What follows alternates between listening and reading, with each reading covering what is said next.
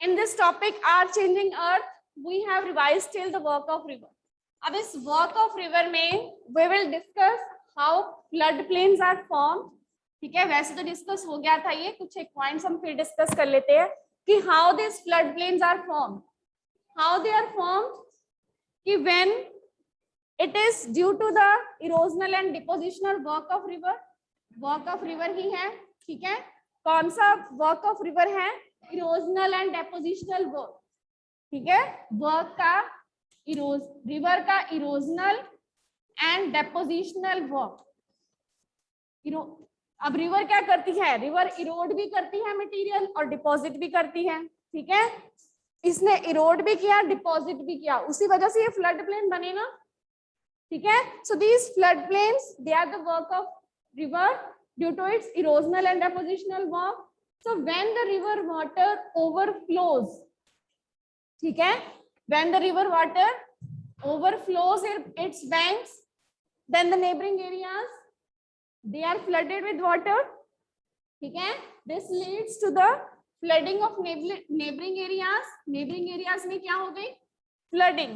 ठीक है, so then अब उन areas में water कौन लेके आया था? River.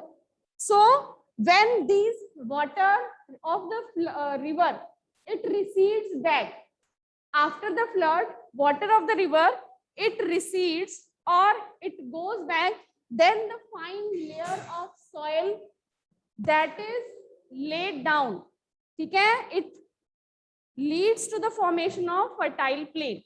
तो जब flood आया, rivers also brought various sediments and layer soil with it. It overflowed. It neighboring areas they were flooded with water. And when the water receded or when water get back, then these neighboring areas there the fine layer of soil and silt was left. ठीक है, अब layer उसमें soil भी थी and sediments, and these sediments were brought by the water of river. So these fine layer of soil and sediments it was laid down in the neighboring areas, and this lead to the formation of, अब किसकी formation हो गई? Formation of flood plains. ठीक है, so now why they are more fertile? ठीक है, हमारे दो जैसे क्वेश्चन के दो पार्ट हैं. ठीक है, जैसे आपका क्वेश्चन था कि why these are, how they are formed and why they are more fertile. ठीक है, अब इसका रीजन कि why they are more fertile, इसका रीजन क्या है?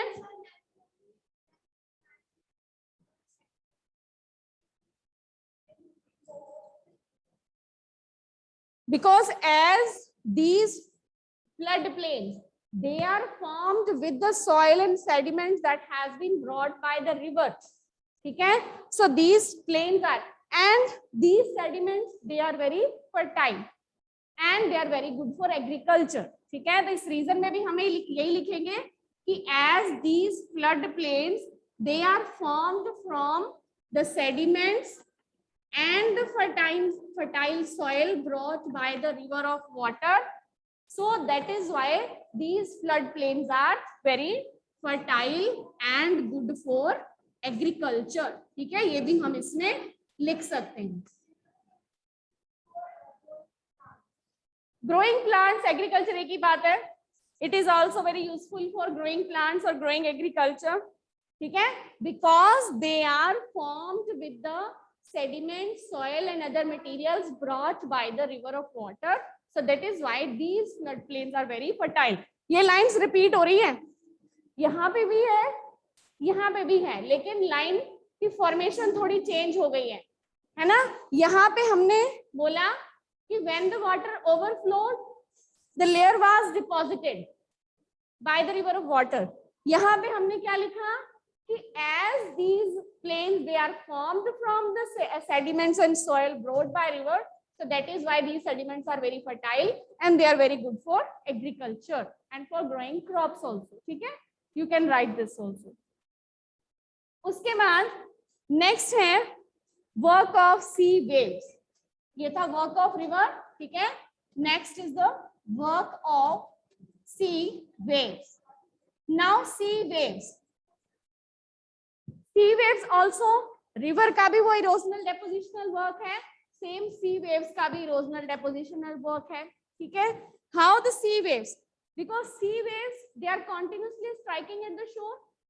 ठीक है. Sea waves continuously striking at the shore. So whatever the rocks they are, जहाँ पे rocks हैं sea waves पे अगर कुछ rocks हैं तो उन rocks पे continuously strikes कर रही हैं. So then cracks may develop. इनके बीच में cracks develop हो सकते हैं and that cracks may become bigger and lead to the formation of caves, and then these hollow like caves or structure they are called sea caves. ठीक है. तो वो क्या बन गए? sea caves.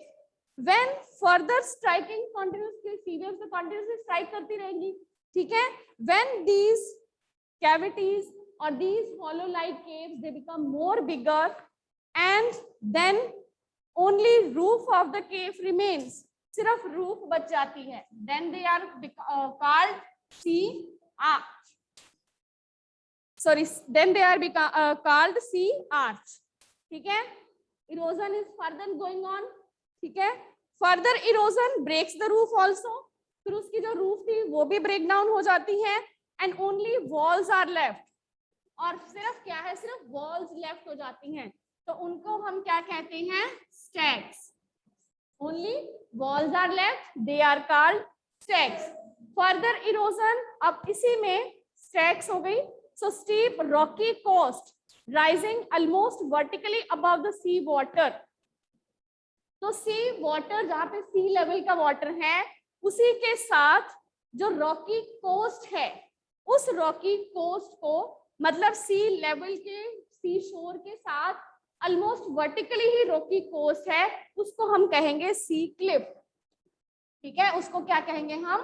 सी क्लिफ. और इसी के साथ बीचेस भी फॉर्म होते हैं बिकॉज जो भी सी वेव्स सेडिमेंट्स डिपॉजिट करती हैं along the shore so they lead to the formation of beaches. ठीक है. उससे क्या बन जाते हैं? बीचेस. तो ये सारे डिफरेंट वर्क किसके हैं? सी वेव्स के. ठीक है. जैसे यहाँ पे एक रॉक का पीस था. ठीक है.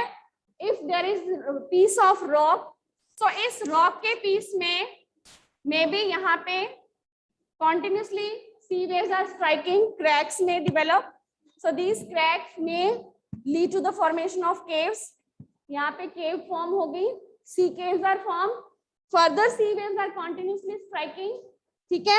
then sea arch की हो सकता है कि यहाँ पे these came more bigger, कि पहले सिर्फ फ्रंट वाली साइड में ही थी सी केव, अब वो कॉन्टिन्यूसली इतनी बड़ी हो गई कि पानी भी बीच में से क्रॉस कर रहा है.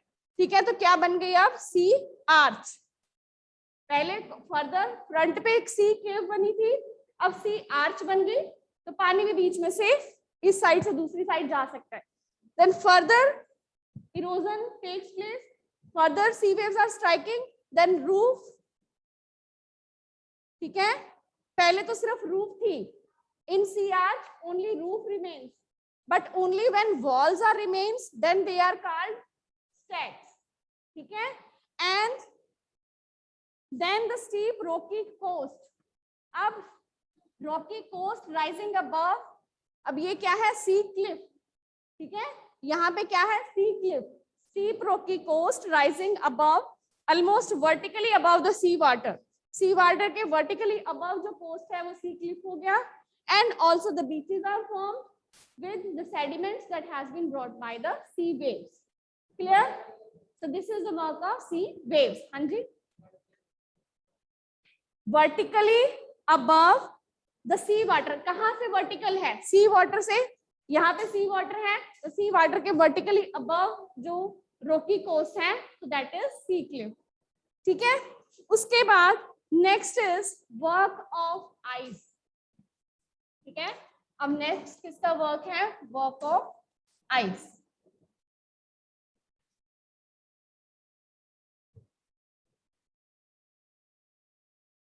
सो वर्क ऑफ आइस में हम बात करेंगे ग्लेशियर्स की और ग्लेशियल मोरेन्स की. ग्लेशियर और glacial moraines.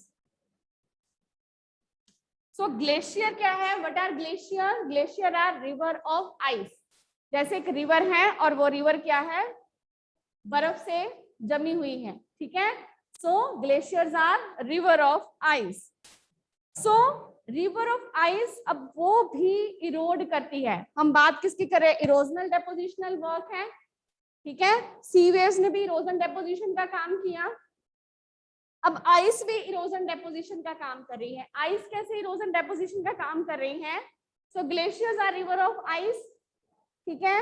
You are noting down the points बेटा, note down side by side और कम हियर।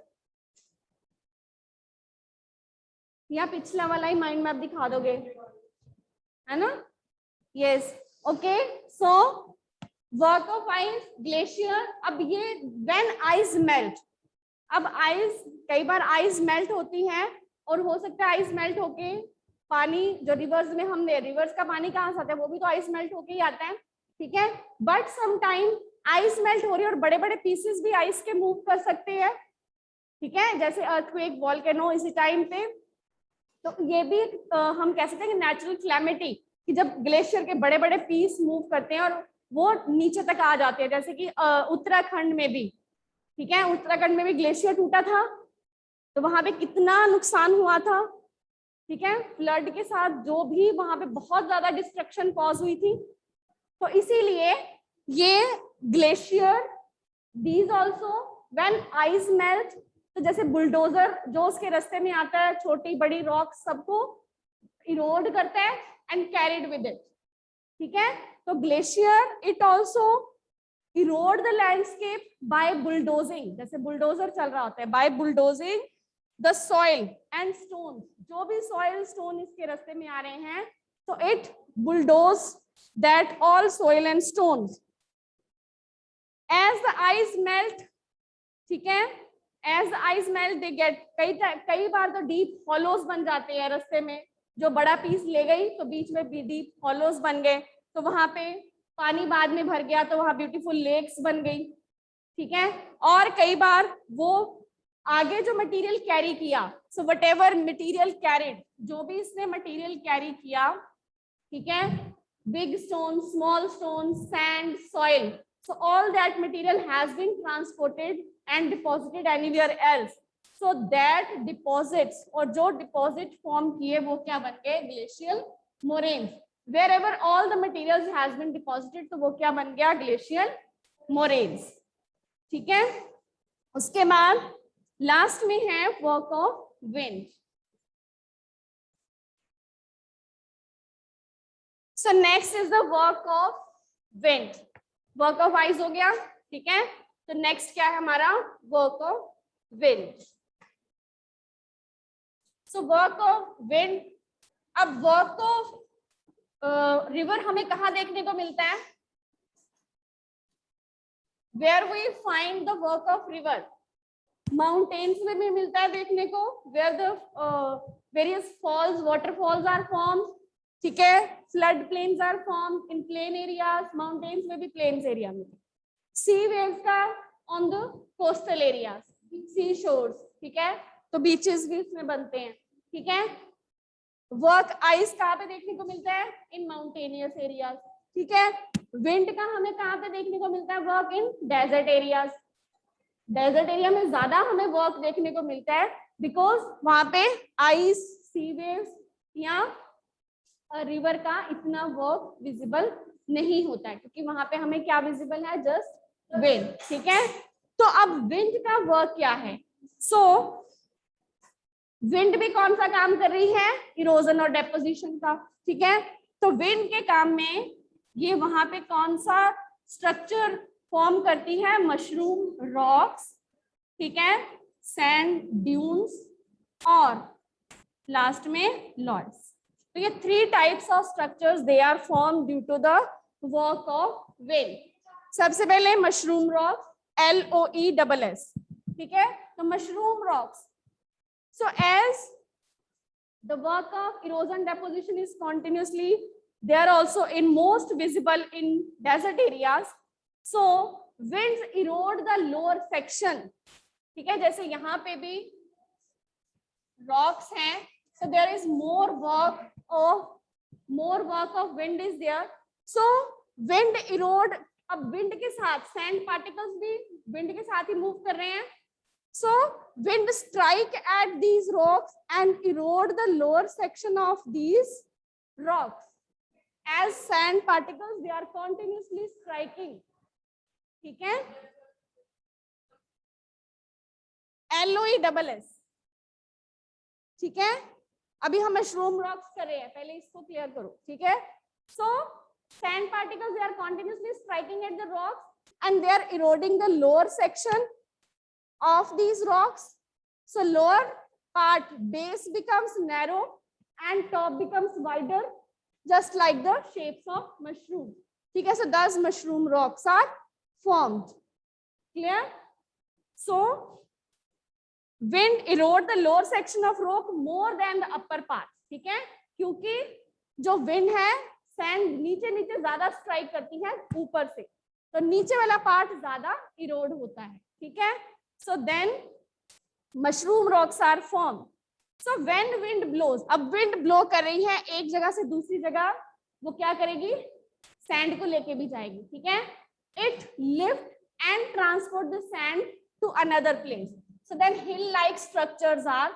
फॉर्म्ड, ठीक है, तो जो हिल लाइक स्ट्रक्चर्स फॉर्म होते हैं उनको हम क्या कहते हैं, सैंड ड्यून्स, ठीक है, तो व्हेन विंड